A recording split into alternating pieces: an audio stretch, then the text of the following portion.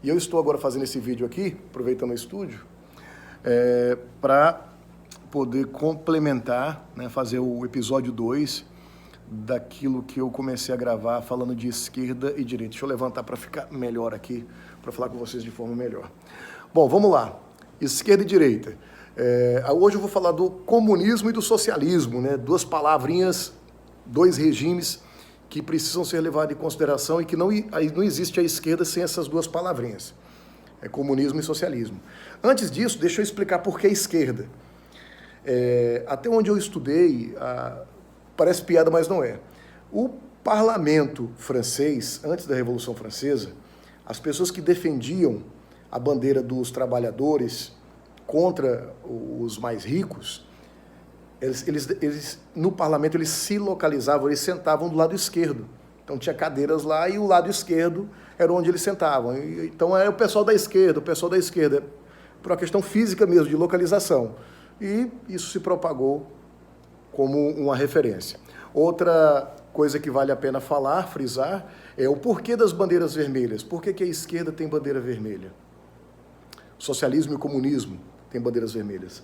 Para representar o sangue dos operários, dos trabalhadores, para enriquecer o patrão, para o proletariado, né? O proletariado, que trabalha para dar força ao capitalismo. Então, aquele é o sangue do trabalhador que caiu, que morreu, né, que deu sangue ali pela obra, o operário, o peão. Então, é isso que significa a bandeira vermelha, por conta disso. Bom, é necessário entender um pouco que existem etapas, né? O socialismo é uma etapa e o comunismo seria a etapa final. O que eu quero dizer é que não existe comunismo sem socialismo antes. É isso mesmo, são etapas. O socialismo faz parte de um esquema. Primeiro vem a revolução, essa revolução ela pode ser armada ou não, ela pode ser violenta ou não. A revolução violenta são aqueles que só acreditam na revolução através de uma coisa que aparta mesmo, que vai lá e mete o facão e corta para um lado. Então, é revolução violenta. E tem outros que pensam na revolução paz e amor. Quem nunca ouviu esse termo? Paz e amor. Pois é uma forma de revolução, paz e amor. Depois dessa revolução, seja ela qual for, instala-se o socialismo. E como é que esse socialismo é instalado? É assim, o Estado, ele controla tudo que é econômico e divide por igual para o seu povo. Um exemplo clássico. Um professor na sala de aula aplica uma prova. Aí tem aluno que estuda mais, aluno que estuda menos, uns vão tirar a nota máxima, outros vão tirar 0. E aí o professor, na hora de aplicar a nota para os alunos, pega todas as notas, soma e divide igual para os alunos. Então, quem tirou a nota máxima vai tirar a mesma nota que o cara que não estudou e tirou 0. Isso é socialismo. E o professor, no caso, seria o governo. Então, o governo vai fazer a gestão disso. O governo fazer a gestão disso. Da economia e da ela por igual. Que coisa interessante, né? Já o comunismo divide-se também por etapas do tempo. Lá, quando Platão falou sobre o comunismo, ele falou, primeiro, da inexistência do Estado, tinha que acabar o Estado e a sociedade viver sozinha mesmo, por si, através de uma organização comunista. É uma organização. Só que para isso, segundo Platão, tirava a autoridade dos pais. E o Estado, que segundo Platão não deveria existir, é quem dava educação para os seus filhos. Parece loucura? Não, mas era o que acontecia. Era a filosofia, é a base, né? É a base de tudo isso. Hoje mudou-se um pouco, pelo menos no discurso. Mas o comunismo, ele ainda prega, né, uma inexistência do Estado e a sociedade, por si só, vive e realiza suas atividades, suas ações, e a economia ela é igual para todos, como uma comunidade. Inclusive, o comunismo já foi defendido pela Igreja. Lá atrás, há séculos atrás, a própria Igreja definiu o comunismo porque ela dizia que a propriedade privada, que as diferenças econômicas é a razão de todo conflito social.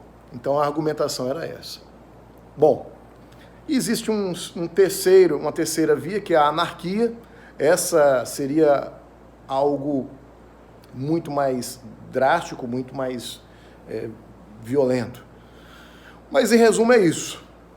Na prática, essas linhas de esquerda, elas colocam-se como a sociedade deve ter uma hegemonia e que todos devem ter os mesmos meios de sobrevivência, independente de sua competência ou não.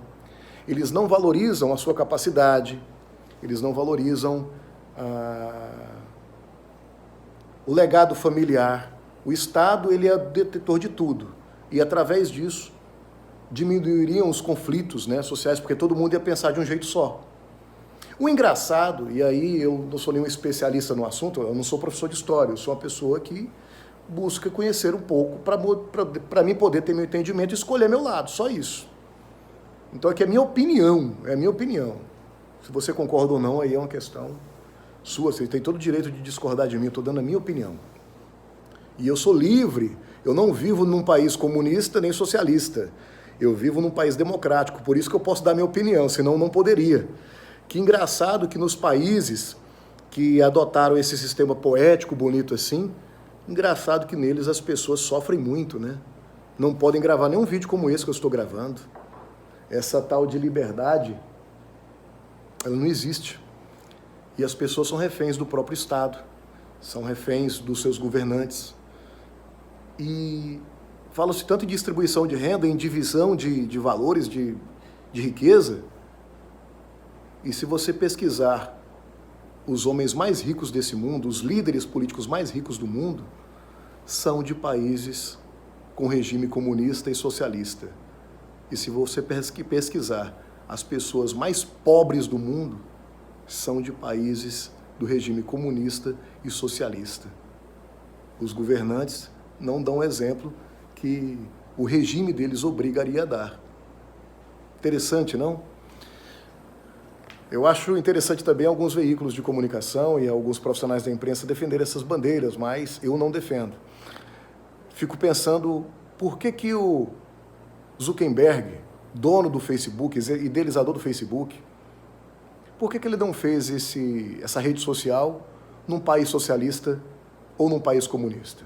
E escolheu o berço da democracia, da tolerância, que é os Estados Unidos, para poder instalar a maior rede social do mundo. Por que será? Com essa pergunta eu deixo para a reflexão de vocês. É isso, até o próximo vídeo.